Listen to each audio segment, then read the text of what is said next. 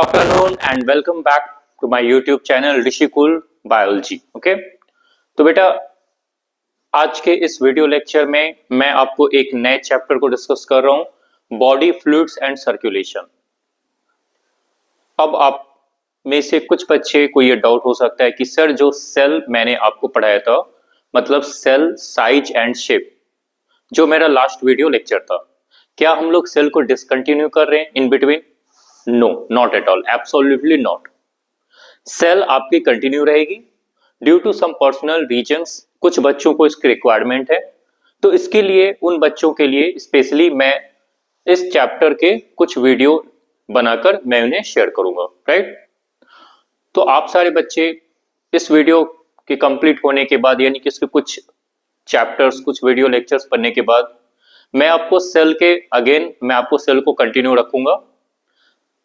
आपको याद होगा, अगर आपने मेरा लास्ट वीडियो लेक्चर देखा होगा तो आप सारे बच्चों को ये अच्छे से याद होगा कि मैंने आपको बताया था कि in cell chapter I will discuss prokaryotic cell. मैं आपको प्रोकैरियोटिक सेल को डिस्कस करूंगा, ठीक है।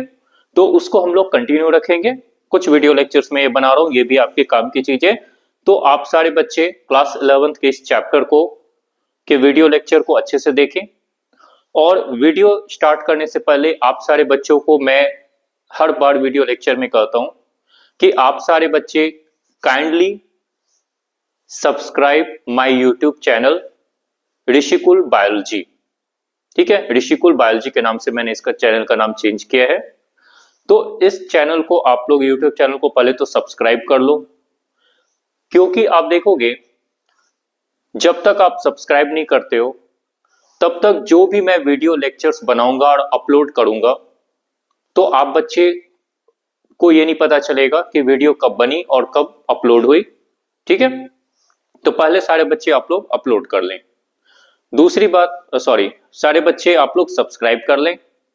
साथ ही साथ जब आप किसी भी वीडियो लेक्चर को, मेरे यूट्यूब के वीडियो लेक्चर को जब भी आप सारे बच्चे देखते हो, व्यू करते हो, तो आप सारे बच्चों से ये मेरी पर्सनल रिक्वेस्ट है कि आप सारे बच्चे इसे लाइक जरूर कर दें। तो सब्सक्राइब कर लें, दूसरा लाइक जरूर कर दें, लाइक बटन पर क्लिक कर दें। अगर आपको इस वीडियो से रिलेटेड कोई भी क्वेश्चन रहते हैं तो आप कमेंट बॉक्स में क्वेश्चन टाइप करें, मैं उसका आंसर आपको दूंगा। इसके अलावा अगर आपके आसपास या आपके नोन में, आपके फ्रेंड सर्किल में, आपके रिलेटिव्स में किसी बच्चे को इसकी रिक्वायरमेंट है बायोलॉजी की, तो आप उन्हें ये वीडियो शेयर भी कर दें, लिंक शेयर कर दें, ओके। तो ये 3 काम आप सारे बच्चे जरूर से जरूर करें, ओके। चलें, तो हम लोग स्टार्ट करते हैं बॉडी फ्लूइड्स एंड सर्कुलेशन। ये एनिमल फिजियोलॉजी क्लास 11th का सबसे इंपॉर्टेंट चैप्टर है। अब आपको मैं बता रहा हूं, इसे बहुत सारे बच्चे सर्कुलेटरी सिस्टम के नाम से भी जानते हैं। Circulatory system, human heart circulation. तो बेटा जब आप इस चैप्टर को अच्छे से समझते हो तो इस चैप्टर पर ह्यूमन फिजियोलॉजी में कुछ अदर चैप्टर्स भी बेस्ड है।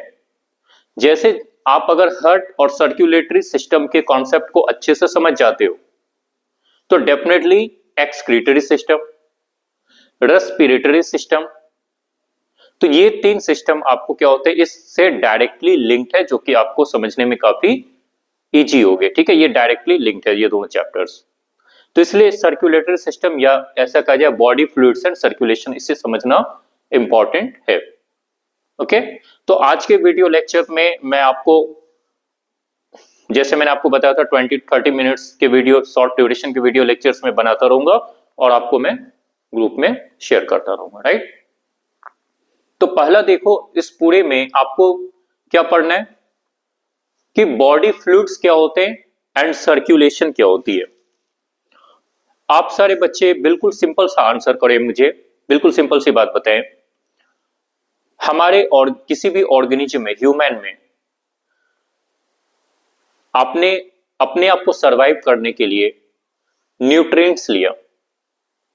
तो न्यूट्रिएंट्स जब आप इनटेक करते हो तो ऑब्वियसली क्या हो जाते हैं, आपके डाइजेस्टिव सिस्टम के अलग अलग ऑर्गन्स, जैसे आपके सैलिवरी ग्लैंड्स, फिर आपके ओरल कैविटी, टंग, टीथ, फिर आपके क्या हो जाते हैं ईसोफेगस, फिर stomach, small intestine, large intestine. तो ये सारे आपके क्या हो जाते हैं, ये सारे के सारे जो ऑर्गन्स हैं ये फूड को डाइजेस्ट करते हैं। Finally food is digested into the small intestine. Small intestine के तीन पार्ट हो जाते हैं, ड्यूडेनम, जेजुनम एंड इलियम। तो ड्यूडेनम एंड जेजुनम में फूड का डाइजेशन हो जाता है कंप्लीट। अब जो फूड जो पॉलीमेरिक यूनिट, जैसे आपने स्टार्च कंज्यूम किया, तो ये स्टार्च बच्चों क्या हो जाती है, ये स्टार्च ये डाइजेशन में finally alpha glucose in glucose units में ब्रेक हो गया, प्रोटीन अमीनो एसिड्स में, lipid, fatty acid and glycerol मतलब मोनोमर यूनिट्स में कन्वर्ट होते गए। अब सवाल ये है, ध्यान से सुनना, ये डाइजेस्टिव सिस्टम स्मॉल इंटेस्टाइन में आप देखोगे इलियम पार्ट होते हैं जहां डाइजेस्टेड फूड को एब्जॉर्ब किया जाता है विलाई के थ्रू, और ये डाइजेशन आपको कहां चली जाती है, फूड तो यहां एब्जॉर्ब हुआ ileum of small intestine, ileum part of small intestine में फूड, डाइजेस्टेड फूड को एब्जॉर्ब किया गया। तो अब मुझे बताएं, फूड यहां से लेकर पूरे बॉडी पार्ट्स यहां तक फूड को ट्रांसपोर्टेशन यानी फूड की रिक्वायरमेंट हर एक सेल को है। None of the cell in our body can survive without nutrition. सबको न्यूट्रिशन चाहिए, स्पेशली जो ब्रेन सेल्स हो जाते हैं दे रिक्वायर ग्लूकोज। कोई भी ब्रेन सेल या nerve cell, neuron can not survive without glucose, इसको कंपलसरी है, राइट। तो अब सवाल यह है कि जो भी न्यूट्रिएंट्स है ना, इन सारे न्यूट्रिएंट्स को स्मॉल इंटेस्टाइन से लेकर पूरे बॉडी पार्ट्स तक इसका ट्रांसपोर्टेशन कैसे पॉसिबल होगा, सोचें और आंसर करें। यस, कैसे पॉसिबल है? यस, एग्जैक्टली, बिल्कुल सही आंसर किया। क्योंकि हमारे बॉडी में क्या हो जाते हैं, एक फ्लूइड होते हैं जिसे कहा जाता है blood, blood and lymph. Okay, आपने बिल्कुल सही आंसर दिया कि बॉडी फ्लूइड्स जैसे कि ब्लड एंड लिम्फ ये क्या करते हैं, ये फूड को इनटेक करते हैं, डाइजेस्टेड फूड को, और ये सारे कहां जाते हैं, ये जाते टुवर्ड्स द हार्ट।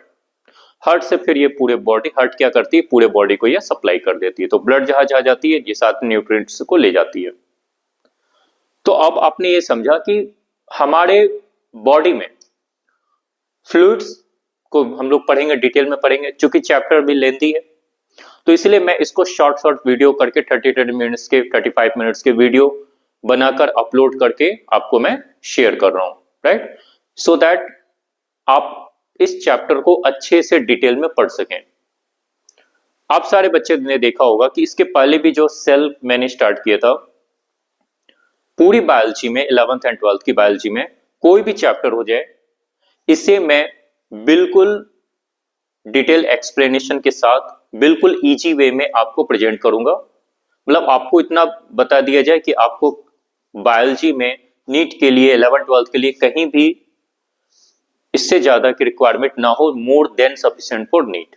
ओके, तो चलो, तो आपने देखा कि हमारे बॉडी में, ह्यूमन के बॉडी में blood and, yes, blood and lymph क्या हो जाते हैं, ये ऐसे बॉडी फ्लूइड से लिक्विड है जो क्या करते हैं, न्यूट्रिएंट्स को ट्रांसपोर्ट करने का काम करते हैं। Respiratory gases, breathing and exchange of gases, इस चैप्टर में मैंने आपको बताया कि जब आप इंस्पिरेशन करते हो, मतलब क्या होता है कि आप बाहर से ऑक्सीजन इनटेक करते हो,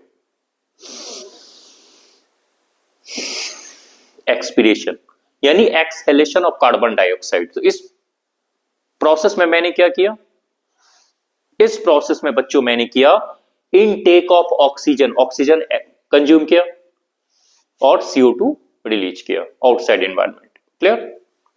तो ये जो ऑक्सीजन गई, ये ऑक्सीजन कहां जाती है, ये रेस्पिरेटरी ट्रैक्ट होते हुए, upper respiratory tract, then larynx, then trachea, उसके बाद bronchus, primary bronchus, bronchioles, secondary bronchus, bronchioles and finally alveoli तक चली जाती है। तो अल्वियोलाई से, लंग्स के अल्वियोलाई से पूरे बॉडी सेल्स को ऑक्सीजन का ट्रांसपोर्टेशन कैसे होगा, है ना। तो इसके लिए क्या हो जाता है कि हमारे बॉडी में अगेन बॉडी फ्लूइड्स हो जाते हैं जिसका नाम है ब्लड एंड लिव। तो ये ब्लड क्या करता है, ये ब्लड रेस्पिरेटरी गैसेस जैसे ऑक्सीजन को इनटेक किया, हर एक सेल और हर एक टिश्यू के पास इसने क्या हुआ, ट्रांसपोर्ट किया। अब सेल के अंदर जो ऑक्सीजन गया था वो एरोबिक रेस्पिरेशन में यूटिलाइज हो गया। It is utilize during the aerobic respiration और electron transport chain, which is also known as, yes, which is also known as aerobic respiration. इस पूरे प्रोसेस में, सेलुलर रेस्पिरेशन में, इस पूरे प्रोसेस में व्हाट डिड यू ऑब्जर्व, आपने क्या ऑब्जर्व किया, there is production of carbon dioxide, right. Mitochondria के अंदर कार्बन डाइऑक्साइड गैस का प्रोडक्शन हो रहा है, फाइन। अब ये कार्बन डाइऑक्साइड ये रिलीज हो जाती है अगेन ब्लड में।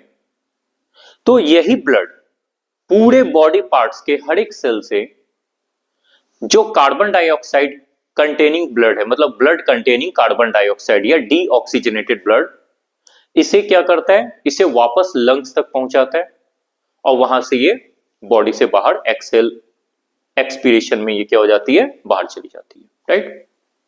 तो आपने देखा कि जो बॉडी फ्लूइड्स है ब्लड, इसके बहुत सारे रोल हैं। एक तो transportation of nutrients, respiratory gases जिसमें आपके चले जाते हैं क्या, जिसमें चले आते हैं आपके oxygen and carbon dioxide. Next metabolic wastes, okay. अब ये देखो मेटाबॉलिज्म आपको मैंने लास्ट वीडियो लेक्चर्स में बताया था, जो जब मैंने सेल बताया था तो मेटाबॉलिज्म को बताया था आपको, ठीक है। तो मेटाबॉलिक वेस्ट मतलब हमारे सेल के अंदर all the time metabolism going on, मतलब मेटाबॉलिज्म हमेशा चलते रहती है, तभी सेल लिविंग कंडीशन में होते हैं। तो मेटाबॉलिज्म का सिंपल अगर मीनिंग पूछा जाए तो आप लोगों को पहले ही बताया था कि मेटाबॉलिज्म का मतलब होता है कैटाबॉलिज्म प्लस एनाबॉलिज्म। कैटाबॉलिज्म मतलब ब्रेक डाउन प्रोसेस, जैसे प्रोटीन अमीनो एसिड्स में ब्रेक हुए, ठीक है। जो प्रोटीन लीवर के पास जाते हैं तो लीवर में क्या होता है, ऑर्निथिन साइकिल एक चलती है जिसमें वेस्ट निकलते हैं, नाइट्रोजन वेस्ट, जिसको बोलते हैं आपका यूरिया में कन्वर्ट हो जाती है, राइट। इसी को एक्सक्रीटरी वेस्ट भी आप कह सकते हो, मेटाबॉलिक वेस्ट या एक्सक्रीटरी वेस्ट। तो अब बेटा क्या होता है कि ऐसे जो वेस्ट मटेरियल्स हो जाते हैं, जैसे मेटाबॉलिक वेस्ट हो गए, एक्सक्रीटरी वेस्ट हो गए, जैसे कि लीवर में सबसे ज्यादा मेटाबॉलिज्म होती है, नाइट्रोजनस वेस्ट जैसे कि यूरिया का प्रोडक्शन हमारे बॉडी में होता है, थोड़ी सी यूरिक एसिड भी बनती है। तो अब लीवर यहां है और इसको कैसे हो जाता है, इसको किडनी के थ्रू निकालना है, यूरिन के थ्रू इसे पास कर देनी है बॉडी से। तो लीवर क्या करता है, इसके बाहर जो ब्लड सेल्स मूव कर रहे हैं, ब्लड हर जगह मूव करती है, पूरे through out the body blood का मूवमेंट होता है। केवल ब्रेन में एक बैरियर होता है, ब्रेन के कुछ पार्ट हो जाते हैं जिसको बोलते हैं ब्लड ब्रेन बैरियर, जहां पर ब्लड क्या हो जाती है आपकी, इस ब्रेन बैरियर को क्रॉस करके ब्रेन के अंदर कुछ पार्ट्स में नहीं जा सकती है।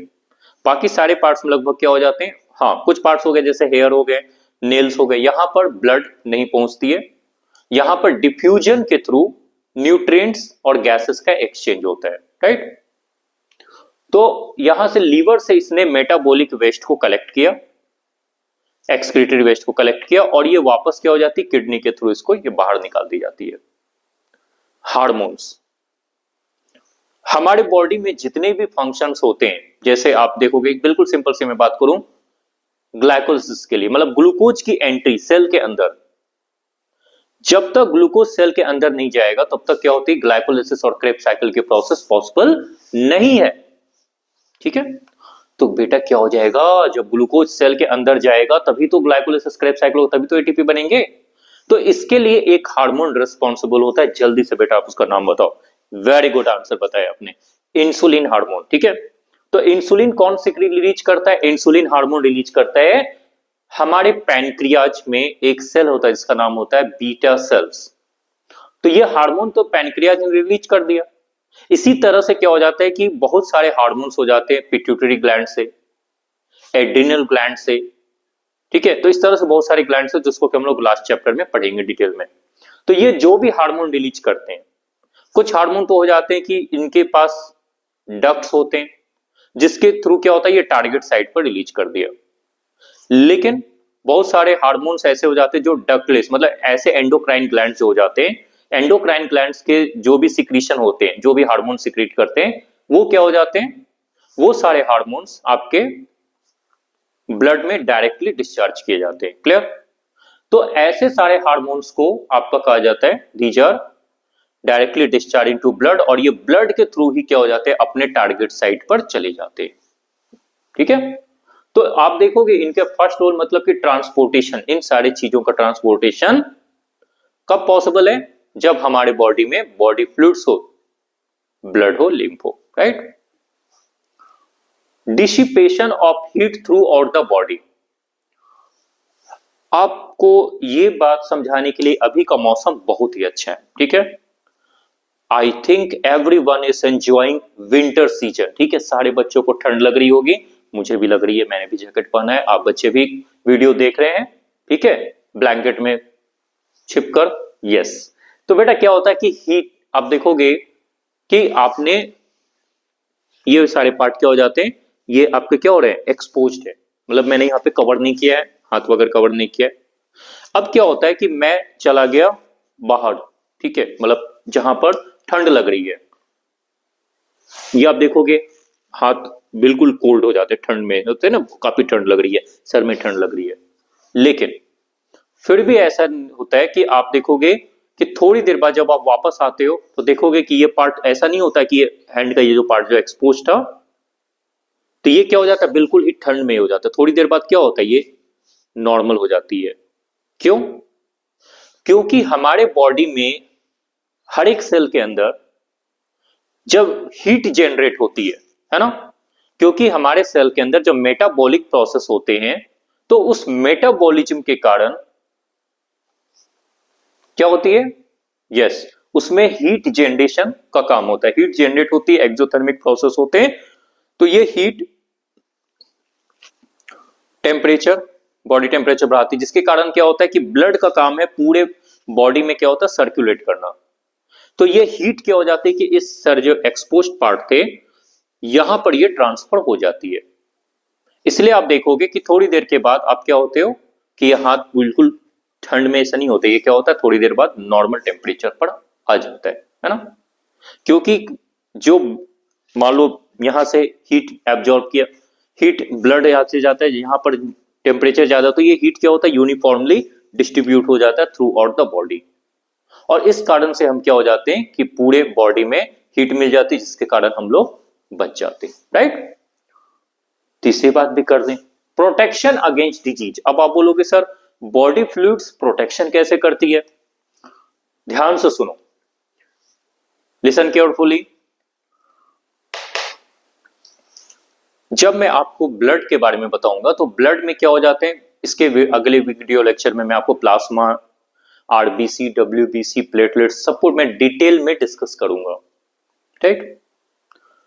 तो बेटा प्रोटेक्शन अगेंस्ट डिजीजेज, तो हमारे ब्लड में लिक्विड पार्ट होता है प्लाज्मा जो 55% पार्ट है, रिमेनिंग 45% पार्ट में आरबीसी, डब्ल्यूबीसी एंड प्लेटलेट्स पाए जाते हैं, मतलब सेल्स पाए जाते हैं। तो जो व्हाइट ब्लड सेल्स हैं, इसमें क्या हो जाते हैं कि इनका काम होता है कि हमारे ब्लड में बाहर से जो भी पैथोजेंस मूव कर रहे हैं उनको क्या करता है, उनको आइडेंटिफाई करना और उसको इमीडिएटली मार देना, राइट। मतलब एक तरह से देखा जाए तो ये क्या करते हैं कि डिजीज यानी पैथोजेंस को डब्ल्यूबीसी, ब्लड के डब्ल्यूबीसी इसको मारने का काम करते हैं। तो इसके बारे में हम लोग अच्छे से डिटेल में अगले वीडियो लेक्चर में पढ़ेंगे। तो ये सारे मेजर रोल्स हो जाते हैं जो हमें क्या हो जाता है कि बॉडी फ्लूइड्स यानी ब्लड से मिलती है। अब अगला सवाल ये है कि सर क्या जैसे हमारे ह्यूमन बींग्स में या अदर मैमल्स में, कॉर्डेट्स में blood is the circulatory fluid या blood is the mode of transportation या blood is the body fluids which helps in further these roles, मतलब ये इंपॉर्टेंट रोल को प्ले करते हैं, राइट। लेकिन ऐसे आपने एनिमल किंगडम में ऐसे बहुत सारे एनिमल्स को पढ़ा है, जो सारे एनिमल्स क्या हो जाते हैं बच्चों, जो जिसमें आरबीसी या बॉडी फ्लूइड्स के तौर पर ब्लड नहीं पाई जाती है। तो ऐसे एनिमल्स में या ऐसे छोटे ऑर्गेनिजम्स में, सिंगल सेल्ड ऑर्गेनिज्म है, इस ऐसे टाइप के ऑर्गेनिजम्स में सर्कुलेशन के लिए कौन से फ्लूइड होती है, राइट। इसलिए आप देखोगे आपके ग्रुप में मैंने नोट्स शेयर किए हैं, ठीक है। तो पहले तो मैं आपको इन सारे नोट्स को ही अच्छे से डिस्कस करूंगा, उसके बाद फर्दर जो मैं नोट्स शेयर करूंगा उससे रिलेटेड वीडियोस मैं आपको बनाकर दूंगा। साथ ही साथ आप बच्चों ने, अगर ग्रुप में आप बच्चे एक्टिव हैं, तो आप बच्चों को मैंने सर्कुलेटरी सिस्टम या ह्यूमन हार्ट, दिस चैप्टर के ह्यूमन हार्ट ब्लड वेसल से रिलेटेड 3 डायमेंशनल डायग्राम्स शेयर किए हैं, है ना। यस, ये अगर आपने नहीं देखा तो ग्रुप में देखो। तो वहां मैंने ये डायग्राम्स को शेयर किए हैं जो international encyclopedia, international medical encyclopedia से लिए गए हैं। ये डायग्राम काफी यूजफुल है, यूनिक डायग्राम्स है और ये काफी यूजफुल डायग्राम्स है।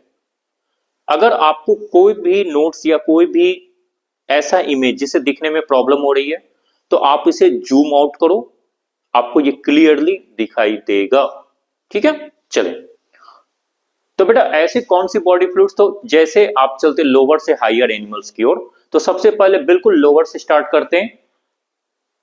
जैसे पैरामीशियम, पैरामीशियम कॉर्डेटम, आप में से कौन बताए कि पैरामीशियम किससे बिलोंग करता है? क्या पैरामीशियम प्रोकैरियोटिक है या पैरामीशियम यूकैरियोटिक है? सही आंसर दिया बच्चे आपने, paramecium is a eukaryotic organism. It belongs to kingdom Protista, kingdom Protista में ना पैरामीशियम आपने पढ़ा है ना, ठीक है।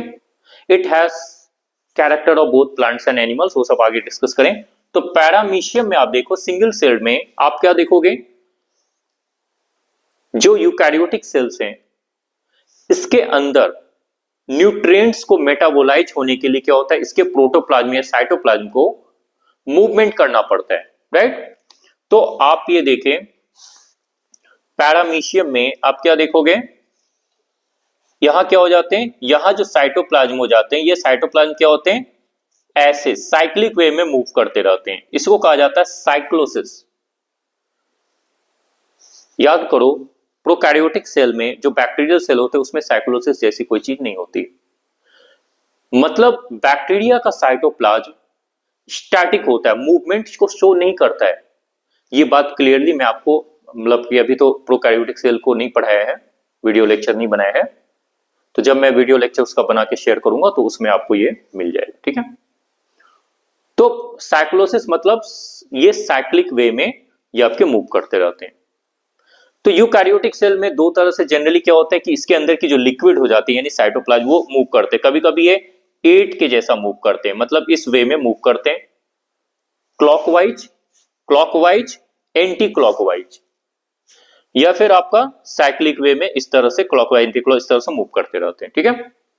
जिसके कारण क्या होता है कि इसके अंदर जो भी न्यूट्रिएंट्स थे, मेटाबॉलिक वेस्ट थे या फिर गैसेस थी, ये सर्कुलेट होते हैं और ये कंपलसरी है इसके सर्वाइवल के लिए, ठीक है।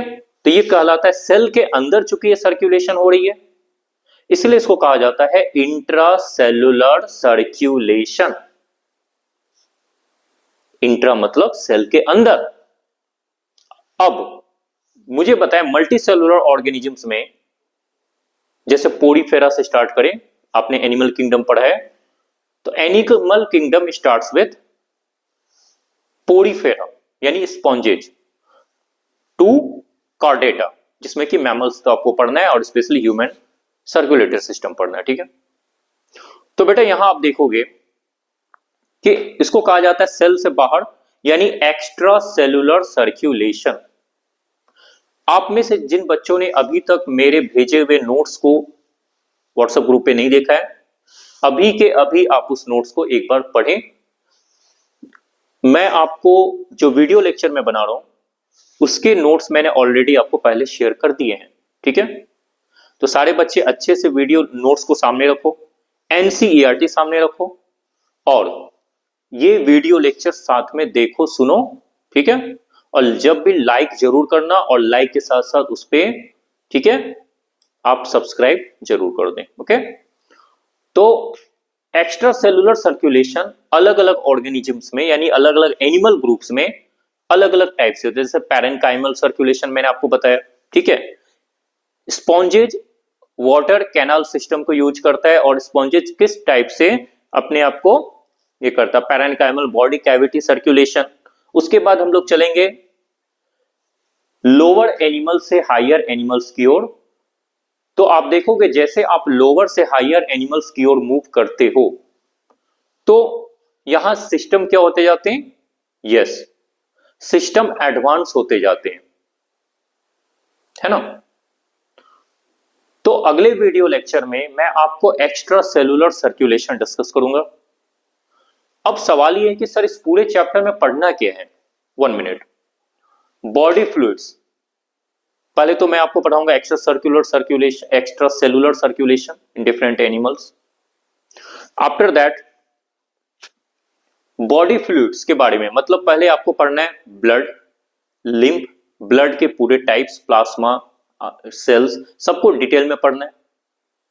आरएच ग्रुपिंग पढ़नी है, Rh blood group, ABO blood grouping, Rh blood grouping, इन सबको डिटेल में आपको पढ़ना है।